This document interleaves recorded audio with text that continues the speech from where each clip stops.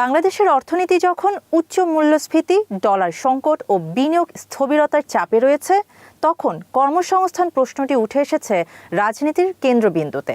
বিশেষ করে generation Z ১৩ থেকে ২৮ বছর বয়সী এই তরুণ জনগোষ্ঠী আগামী এক দশকের শ্রমবাজার ও ভোট ব্যাংকের বড় অংশ।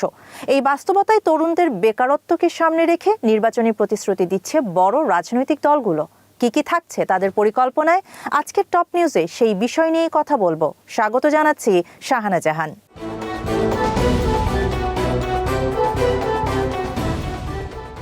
ক্ষমতায় গেলে প্রথম 18 মাসে 1 কোটি কর্মসংস্থান সৃষ্টির ঘোষণা দিয়েছে বিএনপি।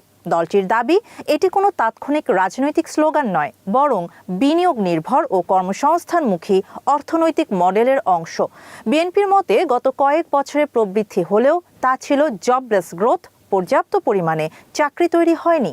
বিএনপির পরিকল্পনায় কর্মসংস্থান আসবে 3টি উৎস থেকে: দেশীয় আত্মকর্মসংস্থান, সরকারি বেসরকারি চাকরি এবং বিদেশে কর্মসংস্থান, আইটি ও ডিজিটাল সেক্টর, তৈরি পোশাকের পাশাপাশি নতুন শিল্প খাত, আধুনিক কৃষি ও অ্যাগ্রো প্রসেসিং, পর্যটন এবং প্রবাসী শ্রমবাজার। এই খাতগুলো থেকেই চাকরি সৃষ্টির হিসাব দেখাচ্ছে দলটি।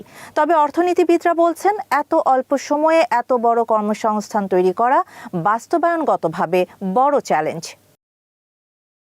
অন্যদিকে জামায়াতে ইসলামী তরুণদের লক্ষ্য করে প্রকাশ করেছে আলাদা অর্থনৈতিক কর্মসূচি। তাদের পরিকল্পনার মূল ভিত্তি দক্ষ জনশক্তি তৈরি, উদ্যোক্তা উন্নয়ন এবং আইসিটি খাত সম্প্রসারণ।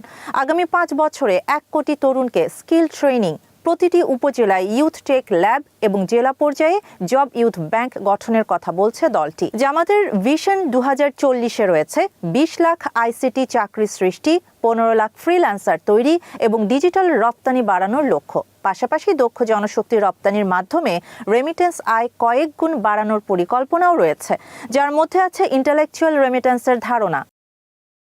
বিশ্লেষকরা বলছেন, এই দুই দলের পরিকল্পনায় তরুণদের কেন্দ্র করে সাজানো হলেও বাস্তব সাফল্য নির্ভর করবে বিনিয়োগ পরিবেশ, প্রশাসনিক দক্ষতা, বাজেট বরাদ্দ এবং রাজনৈতিক স্থিতিশীলতার উপর।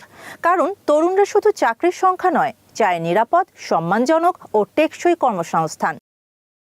এখন দেখার বিষয়, বাস্তবতার মাটিতে নির্বাচনী প্রতিশ্রুতি কতটা দাঁড়াতে পারে আর তরুণদের প্রত্যাশার ভার কে কতটা বহন করতে পারে। শাহানা জাহান, নয়াদিগন্ত।